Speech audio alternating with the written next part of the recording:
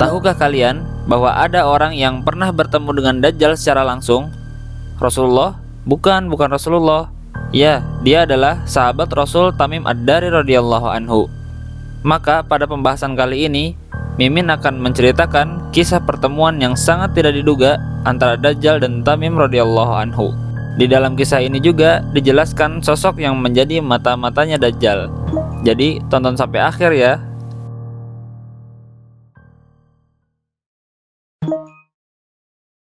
Dia menceritakan kepadaku bahwa dia pernah menaiki sebuah kapal laut bersama 30 orang yang berpenyakit kulit dan kusta. Mereka terombang-ambing oleh ombak selama 1 bulan di tengah lautan hingga akhirnya terdampar pada sebuah pulau di arah terbenamnya matahari. Mereka menaiki kapal kecil, lalu mereka masuk ke dalam pulau. Selanjutnya, binatang dengan berbulu lebat menemui mereka. Mereka tidak mengetahui mana depannya dan juga mana belakangnya karena bulunya sangat lebat. Mereka berkata, "Celaka, siapa engkau?" Dia, hewan itu menjawab, "Aku adalah Al-Jassasah." Mereka bertanya, "Apakah Al-Jassasah itu?" Dia berkata tanpa menjawab.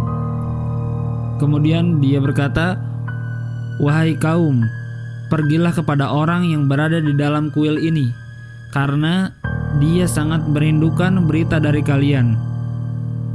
Tamim Ad-Dari berkata, "Ketika binatang itu menyebutkan seseorang kepada kami, maka kami pun meninggalkannya karena kami takut jika dia adalah setan." Jadi, wahai saudaraku sekalian, Tamim Ad-Dari radhiyallahu anhu dan teman-temannya merasa takut ketika melihat Al-Jassasah karena bentuknya yang aneh. Mereka belum pernah melihat bentuk yang seperti itu dimanapun. Lanjut. Dia berkata, "Akhirnya kami cepat-cepat pergi hingga kami memasuki kuil. Ternyata di dalamnya ada orang yang sangat besar dan diikat dengan sangat kuat yang pertama kali kami lihat. Kedua tangannya dibelenggu sampai ke lehernya. Antara kedua lututnya hingga kedua mata kakinya dirantai dengan besi."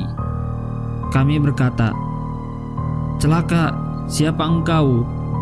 Dia berkata, "Kalian telah ditakdirkan untuk membawa kabar untukku. Kabarkanlah siapa kalian." Mereka menjawab, "Kami adalah manusia dari bangsa Arab. Kami menaiki kapal laut, lalu kami mendapati laut ombaknya sedang mengamuk. Kami terombang-ambing oleh ombak selama 1 bulan di tengah lautan hingga terdampar di pulau ini."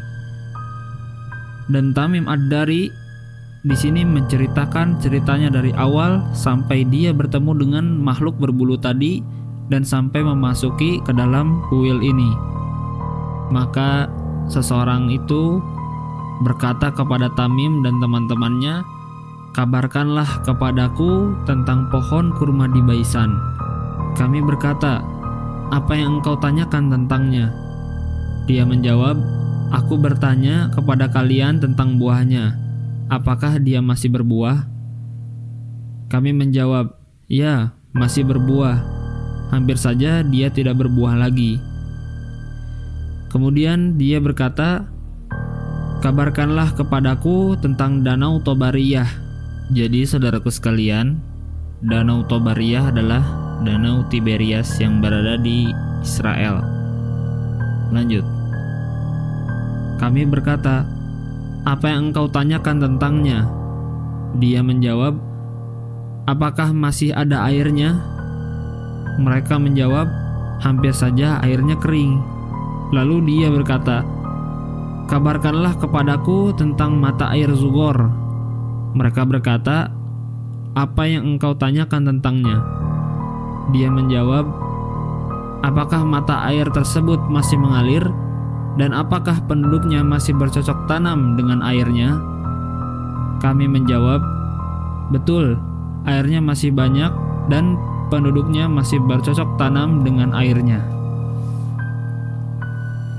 Kemudian dia berkata lagi, kabarkanlah kepadaku tentang nabi orang-orang yang ummi dan apa yang dia lakukan.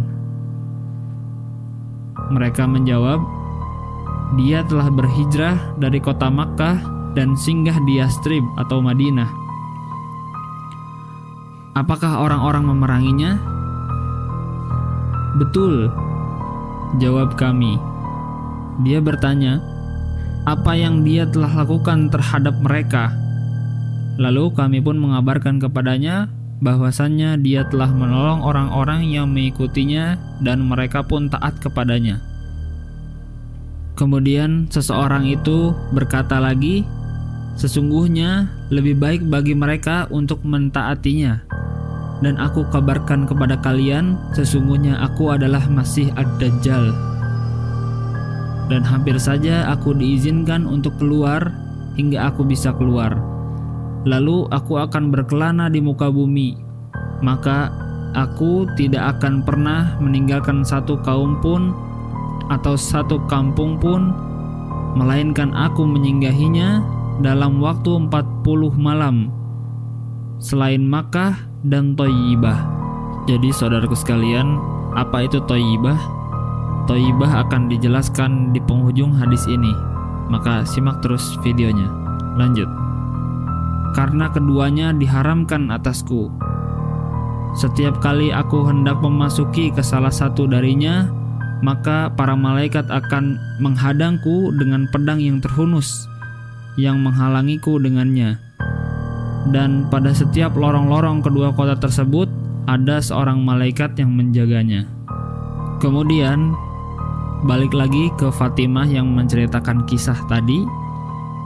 Dia berkata, Rasulullah Shallallahu Alaihi Wasallam sambil menusukkan tongkat kecilnya di mimbar, kemudian berkata, inilah Thayyibah, inilah Thayyibah, inilah Thayyibah, yaitu Madinah.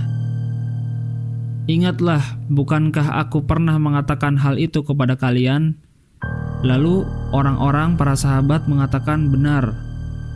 Sungguh cerita yang diungkapkan oleh Tamim telah membuatku kagum karena ia sesuai dengan apa yang pernah aku ceritakan kepadanya tentang Madinah dan Makkah. Ketahuilah, sesungguhnya dia, Dajjal, berada di lautan Syam atau lautan Yaman. Oh tidak, tetapi berada dari arah timur, dari arah timur, dari arah timur. Dan beliau memberikan isyarat dengan tangannya ke arah timur. Kemudian Fatimah menutup kisahnya tadi dengan perkataannya, maka aku hafal hal ini dari Nabi Muhammad Rasulullah Shallallahu Alaihi Wasallam. Maka kesimpulan dari kisah yang dipaparkan oleh Fatimah binti Qais adalah Maha benar Allah Subhanahu wa Ta'ala melalui kalam Rasulnya Shallallahu Alaihi Wasallam bahwasannya Dajjal itu benar-benar ada dan begitu mengerikan. Semua hadis-hadis yang disampaikan oleh Nabi Muhammad Shallallahu Alaihi Wasallam terkait Dajjal maka telah tervalidasi, telah terkonfirmasi dengan adanya cerita dari sahabat yang mulia Tamim Ad-Dari radhiyallahu anhu. Maka dari itu, pertanyaan kita kali ini adalah bagaimana kita mempersiapkan diri kita untuk menghadapi kerasnya atau luar biasanya fitnah dari Dajjal pada akhir zaman nanti. Semoga Allah Subhanahu wa Ta'ala senantiasa melindungi kita semua, dan juga semoga kita senantiasa bisa meningkatkan ketakwaan kepada Allah Subhanahu wa Ta'ala. Mungkin sekian untuk konten kali ini. Share video ini apabila bermanfaat, dan komen video ini apabila ada yang ingin didiskusikan. Mungkin sekian. Wassalamualaikum warahmatullahi wabarakatuh.